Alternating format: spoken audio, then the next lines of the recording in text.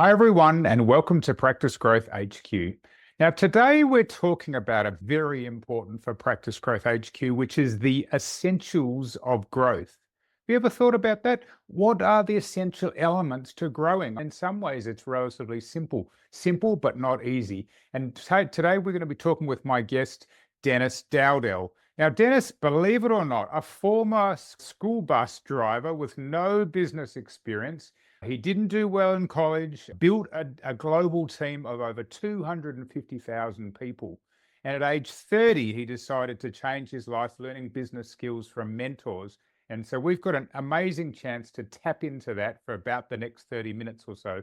All the way from Texas, welcome, Dennis. Hey, so great to be here. Thanks for having me on, Angus. What a great joy and what a great show to have to be able to just help people figure out just different things to help them grow because we can learn from everybody. Absolutely. All right, Dennis, we like to start with the fast five, kind of quicker questions, quicker answers, so people can get to know you quickly. Question one, where did you grow up? I grew up in Southern California, just outside of Los Angeles. Born Okay. in Alhambra, raised in Alhambra. Okay. And by the way, where in Texas are you now? I'm in a town called McKinney, just northeast of Dallas. Oh, very good. Very good. I will admit to being a bit of a Cowboys fan, Dennis. So who knows? Maybe I'm on the right team. Maybe I'm on the wrong team. Okay. All right. So question two, favorite book besides your own? Actually, it's the Bible. I discovered it in 1972. I was just totally blown away that it could discuss so many subjects so thoroughly, so comprehensively, and deals with practical living. Well done. Question three, what's one of your superpowers? Simplification. Yes, we all need that, don't we? Question four, Dennis, something you wish your 20-year-old self knew? Ask more questions. Okay. Okay, that's interesting. And question five, something you're grateful for? My health. I started my 75th year. I have zero medication, zero health issues. If I go into a doctor to get an exam, I just take and run a line through it and put a big zero because I have zero, zero, zero. Wow, that's fantastic. I feel like we should hijack the podcast and talk about that. And who knows, maybe we'll come back to it. Nevertheless, we promised our topic for today is about the essentials of growth. Now, Dennis, as I alluded to in the intro, you've been involved in building a global team and I imagine having lots of different businesses. So let's get stuck into the essentials of growth because the listeners are on this podcast because they want to grow their business. What are the things they need to be doing? I'll tell you that the first key principle that has been an immense help to me and foundational for every other principle that I've taught my teams literally around the world, more than 50 countries. And I always begin with them. I said, gang, I said, you learn this principle and you will build every other principle in your business on this, you'll do well.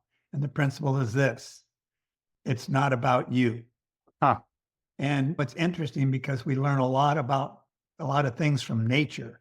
And when we look at nature, rivers don't drink their own water. Trees don't eat their own fruit. The sun doesn't provide heat for itself. Flowers don't create a fragrance for themselves. Mm. They take all the talent, skills, knowledge, abilities that they have to create something for others. And therein lies the secret of life and business. And so really my thinking is this, all the talent, skills, gifts, and abilities that I have, whatever industry or sports or musician or whatever it is, it's not for me. It's not to make me look good or do good or stand out. It's designed for me to be able to contribute to society and to provide for other people things that they can't provide for themselves. The reality is that at the very heart of healthcare is the word care. And Right. so for our listeners, you're not going to spend 5 minutes in healthcare if you just don't care about others at all. There is a point at which you're pursuing excellence in your field, but certainly for growing your practice, it's not about you. Okay, so what is it about? Seriously, it's about others. One of my mentors told me many years ago, decades ago, he said, if you help enough people get what they want, you can get everything that you want. That sounds And like so that's Zig where, Ziglar. and you can see, what's that? That sounds like Zig Ziglar. It is Zig Ziglar, yes. Yeah, actually, Jim Rohn got it from Zig, and I got it from Jim. Yeah, Okay. Zig was the granddaddy of it, I'm sure. But the principle is so valuable, and when it makes life so much more enjoyable because then you're always dealing with a win-win. So yeah, so I think that's just really valuable. And listen, what are we in the healthcare industry for? To make a difference for somebody else, to provide a service or help them to overcome obstacles that they have up to that point in time not overcome. So I think that's extremely valuable. And these are fundamentals. These are foundational type of principles that work for everybody in every industry. Yeah, and I think at some level, listeners, you may be feeling that this is a very general sort of statement, but in some ways, this is a kind of an ethos that can pervade everything you do. It's if we are here to serve others, how are we able to do that better in kind of 1,000 different moments? They call them touch points, moments of truth in your business when you're interacting with someone from the moment they're thinking about connecting with you to they have their first connection in a digital sense on the telephone, when they walk into the practice, what's it like in the reception area and the surgery, et cetera, et cetera. All right, keep going, Dennis.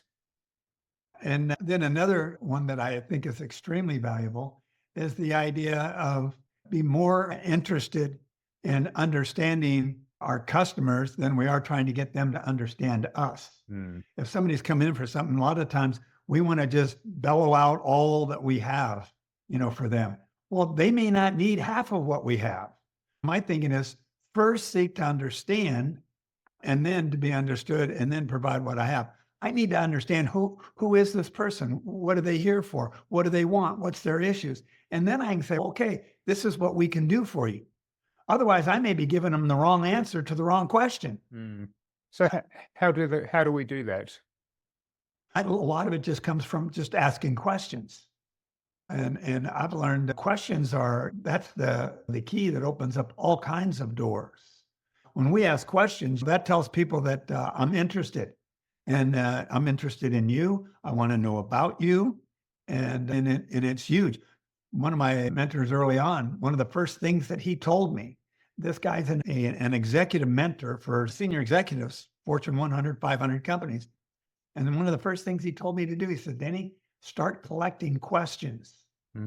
Because questions is going to help to open the doors to provide you with the information that will allow you to provide a better service. And so the questions are always the key. So what are some of the questions you've collected? One of my favorite questions, and what's interesting, unless I'm in front of a camera or on a stage, I'm actually very much of an introvert. Okay. I re-energize by myself. I go to a party long enough to say hello and leave. I'm sorry. The problem is I'm in a very social business. It gets to be quite a thing. And so I've learned that if I can learn to ask certain questions, I don't have to talk very much. And so when I meet people, a lot of times, what are the first questions people ask? So where are you from? They say Chicago. Conversation's over. So I learned to ask open-ended questions. I say, so rather than say, where are you from? I'll ask somebody my first meeting. Well, I say, hey, so what brought you to this area? How did you end up here? Right. Number one, when you ask a question like that, you're not asking them a question they don't know the answer to. Yeah. So they're very competent. And it just unleashes a whole story. And so they can just tell you the whole thing. The other second question people ask when they meet people is, well, so what do you do for a living? I'm a plumber. Conversation over. Right. So instead of asking, what do you do for a living? I ask, well, what do you live to do? Okay, that's an interesting question. And that opens up another whole realm of something that now they can talk to you about the thing that they're the most passionate about. And you can learn so much.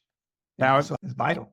Dennis, let me play devil's advocate for a second. Some of the listeners are going like, this is great, but I've got 15 minutes with my patient. I've got 20 minutes. I will admit, depending on the industry, sometimes you've got 30. You may be spending an hour. Just like, this is good, but I just feel like I've got a bit of a limited time with them. Yeah, that's where, you're going to have to pick your questions more specifically based on how much time you do have and what they're there for. Another just simple thing that I've discovered is that, when we understand what an issue is, that's one thing. And obviously they're coming to us from answers, but it might be, just good to understand what the issue you're dealing with, but why do you think that is? In other words, I know you're coming in here because, yeah, but the why I think is far more important in many aspects than the what, why people do certain things that they do. In other words, a lot of times if they're coming in, they're going to have to begin changing habits. Okay. If they're in for their dental issues, if they're in for cardio issues, okay, I understand what, okay. But if we're going to resolve this, you not only have to provide a solution, but they're going to have to understand the why it's so important. The why is more important than the what. The why is the motivation. The why is what's going to keep them following whatever game plan we provide for them. If they don't understand the why, then why it's important, what it's going to do for them, then they won't do it. And anytime they get, go ahead. I really like the idea of you've got to pick your patients. And look, if you are meeting a patient for the first time, hopefully, listeners, your appointment's longer than 15 minutes, depending on the industry that you're in. We've covered this principle about that it's more about understanding the customers than them understanding us. And I love the idea that you're saying, okay, so you've got this issue, like, how do you think that's come about? Why do you think that's an issue for you? Because what often happens is that we will say a whole bunch of stuff and we're speaking to the patient in a way where we're trying to answer a question that they don't have. And so it's only moderately interesting or relevant for them. But when they've had a crack at saying what the why is, you can say, yeah, that's a common misunderstanding. That's a common misconception. You've already got them engaged in the why. So I think that's a really clever way of doing that. And what's interesting is it's funny how all of a sudden, for some reason, okay, not always, but many times, it seems to open up the door of confession.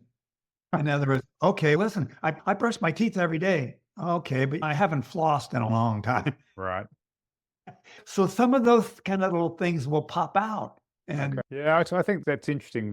And I would say this, I work in marketing, and many times I have seen marketing materials from healthcare practices where at some level, I've wanted to slap my palm onto my forehead and go, what were they thinking? But it tends to be very much this kind of, hey, patient, you better understand us. And I'd say, I see that all the time. It's we do this and we do that and we do that. And a certain amount of that is true. But I can tell you, when you're building a website, the rule of thumb that you want to go for is 70% about the patient and 30% about you. Like, it's not, oh, we do this and we do that. That's at some level, that's important, because if you've got a particular problem, you want to make sure that you're dealing with a business that can fix that. But at another level, they don't really care what you do. They just care what you do for them. So that's right. These concepts may seem perhaps overly simple, but in fact, there's a lot of substance to them. Let's keep going, Dennis. We are here to the essentials of growth, and the thread that I'm picking up from you is a very strong focus on the customer. Yeah, that's it. I literally have millions of customers throughout my team. And that's always the deal. They say there's penny in the sales, but there's fortune in the follow-up. And because when they get your product or your service, that's one thing. But when they get a phone call and it's you on the other end and you're just checking in, and there's no price tag on that one. They say, wait a minute. I've already paid. He's not asking for more money. Wait a minute. That must mean they really care. They want to know. What a noble concept. Yeah, that's for me. I've called customers up literally because I've dealt in the nutrition industry. And so when I call up and they realize that I'm not trying to sell them anything, they're a little defensive at first. It's okay, I was just checking how you're doing. I said, how you liking the product? What are you noticing so far? Stuff like that. And pretty soon they say, you're not selling me nothing? And I said, I just wanted to check and see how you're doing. Oh, and boom. And then they just start unloading. But guess what? Guess how many referrals I get from those kind of customers? See, that's the magic. That's branding. Yeah. See, that's creating a brand that's extremely valuable. Look, one of the things that we've spoken about on this show quite a bit is what we're calling offshoring, where practices are getting help from people outside Australia, in our case, or outside the US, who can provide admin and phone support for them. And one of the things that these guys do, because I've seen the evidence, is they will do what they call care calls. Now, care call is fairly common for some branches of medicine, particularly anything surgery related, where they go, okay, so Dennis or Angus has had some kind of procedure, and then you might get a call a few days later and go, how is everything? But the truth is that you can have a care call for someone who has not had a procedure. Maybe they've come in for their first visit, and you could call them the next day and go, hey, Dennis, thanks for visiting us yesterday. I just wanted to check, how was everything? What was the best part? Is there anything we could do to make your visit better next time? Anything else we should know? And if it's delivered in the right way, and it is hearing and it's actually about care, then as you say, the patient's, wow, like I wasn't expecting that. A previous guest on the podcast, Dennis, said something that I thought was quite profound. The listeners may have heard it before, and hopefully it doesn't meant to be offensive, but basically healthcare from a business sense are paid very well to be quite mediocre. And the reason I say that, or at least the guest said that, is because from a business point of view, many of the healthcare practices, their business practices are not great. It's, hey, I'm the healthcare professional, you come to me and I'll tell you what to do. I'm not saying you're not doing good medicine, you're not doing good healthcare, but from the business side, it's often not that great. And so this kind of calling people and just showing care for them really can help you stand out from the crowd. I think it really does. And that being the case, then what that really tells me is that it's going to be that much easier for me to be able to stand above the rest. Absolutely. Because when it's the old principle of little things make a big difference, they really do. When you call up and say, oh, just like you were just talking about, I say, by the way, was there anything you thought of after you left that you would have liked to ask? Yeah. That we didn't cover for you that you came up? I mean, that's huge. And those little things are just huge for people. And it's just like sometimes that's not necessarily what you do for people, but it's how you make them feel. Yeah. They'll forget what you did, but they'll never forget how you made them feel. Yeah. And that's a common principle that's extremely valuable. Look, as long as those things are delivered with genuine care. The one thing I would say is that if you get a member of your team, look, it doesn't have to be an offshore team. It's just that the one advantage they've got is focus. They don't have patients in front of them. They're not doing 57 things at the same time. And so if we go, look, I'll tell you what, every day, let's get you to call all the patients who were new from the previous day or the previous week. Let's get you to call them all. And they go through this process. The other thing, listeners, is that once you've done that and you've actually shown genuine care, most people are like, yeah, it was fine. I enjoyed the visit or whatever.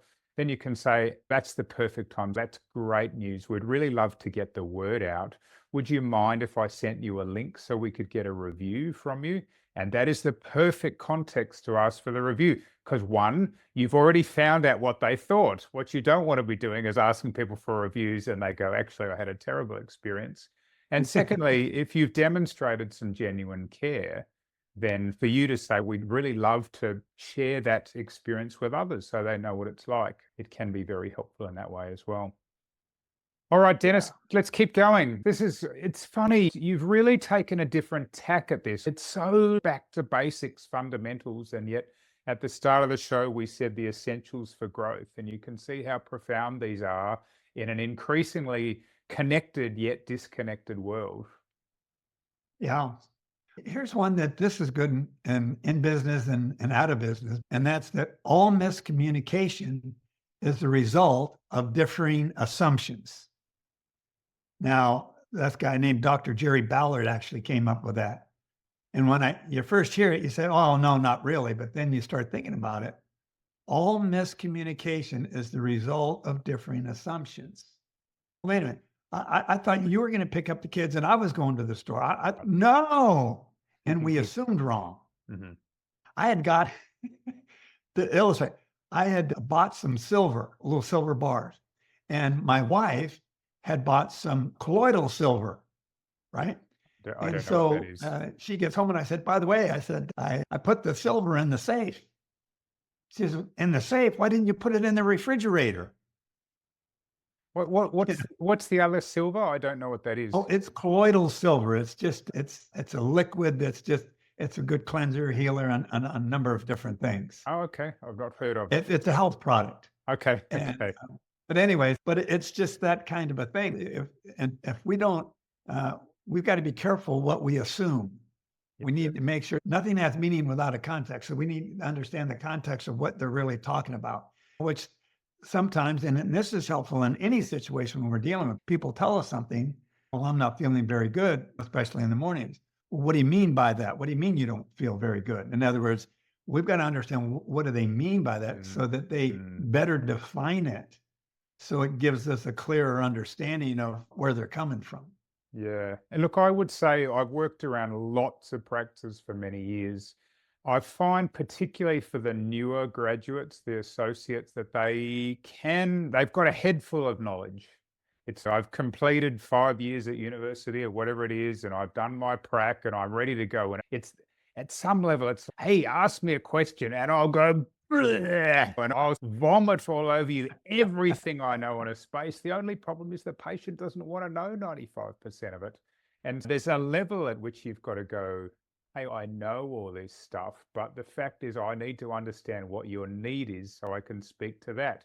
I've worked with coaches, and indeed occasionally I've been that coach, Dennis, where we'll have a session together and it's, oh, and we better do this, and we better do this, and we better do this. And you end at the end of it, oh, it's too much. It's too much. Like, it's overwhelming. There's someone that we're dealing with now who has literally hundreds of pages of kind of videos and things that you can watch. And I'm like, that's not what I need. I need your help for the issue that I'm facing right now. I don't need the A to Z. I just need to know how it relates to me. So true. And in my industry, we used to get a lot of that because we were actually in the process of creating independent contractors. So a lot of times we want to just, like you say, just throw up all over them when they ask. But that's where you have to come back and say, well, okay, so what's the most important thing for you? I mean, if you were to be able to solve one problem today, what would that one problem be? Why don't we start there? I'll give you step 1, 2, and 3. I can't give you step 4, 5, and 6 until we get through 1, 2, and 3. And 4, 5, and 6 has no value to you right now. And so even if there's 8 steps, the most I'm going to give them is 3. We're going to do this, and we're going to start here. Interesting. And then that helps them, because once you get them through 1, 2, and 3, now they're comfortable with that and say, hey, why don't we look at this now? And then you just inch them along. And I think that's a part of the development, not only the relationship, but also the service. Interesting. Dennis, look, unfortunately, we've run out of time. There's one question I must ask you. Everyone's curious about this from the beginning. You said you're 75 and you don't take anything. This is probably a topic that can't be covered in one sentence, but I'm going to give it a crack. Like, what, if you had to give us your kind of guiding principle that sees you so fit and healthy at an age when some people are not, unfortunately, what's been the guiding principles for you? Basically, it's consumption and production. Okay. I want to stay sharp in my mind. I want to grow mentally. So I need to consume the right information. The old garbage in, garbage out, good stuff in, good stuff out. So mentally, I want to consume as much good stuff as I can. Physically, I need to consume as much good stuff as I can. It's my mental consumption and my physical consumption. I need to eat the right foods in balance. Doesn't mean you can't have junk once in a while. I had an ice cream today, okay? But it's not every day. Right. Okay, so, right. So it's basically that consumption, the physical consumption, the mental consumption, and then the production is you need to move. We need to exercise. And listen, I've been in this for 44 years in the health and fitness industry. And I tell people all the time, I said, listen, you don't have to live at the gym. Just get up and walk around the block if you haven't walked around the block before. 10 minutes of some movement is more than you're doing right now. All you want to do is to start doing more than you're doing right now. And if you have a balance of consumption and production, it makes all the difference in the world. I take a lot of supplements, but I figured I'd rather take nutritional supplements than medical supplements. Yep. Amen to that. All right, Dennis, we really appreciate your time today. If I'm honest, today's been a bit of a different interview from what I was expecting, but I think if we review back, there's a lot of gold in there and some things that are disarmingly simple and yet not common. Dennis, if people want to get in touch with you or learn more, what should they do? They can just simply go to my website. It's maximizeyou.com, because that's my mission, to help people maximize their potential. So maximizeyou.com, and everything is there. Fantastic. maximizeyou.com. Yes, not surprisingly, what we would call American spelling. Don't do it with an S. I don't know whether did you register that domain name as well, the one with the S, or no? I did. Oh, well done. Okay, all right. He's got both covered. All right. Once again, Dennis, thank you so much for your time. I really appreciate it. Well, thanks for the honor and joy of being a part of your program. I hope your audience gain some fruit. Absolutely. All right, everyone, we've covered a lot there, haven't we? And as I like to say every week, it's not knowledge that's power, it's applied knowledge that's power. So the question is, what is one thing you can apply as a result of what you heard today? Maybe it's one of the questions that Dennis mentioned. Maybe it's the philosophy that you need to take into your practice. Make sure you go and do that before you go on to the next thing. Finally, if you got some benefit from our time together today, then I'd really appreciate if you'd head to where you heard this podcast, leave us a lovely review to give us the encouragement to bring you more great content every week on Practice Growth HQ.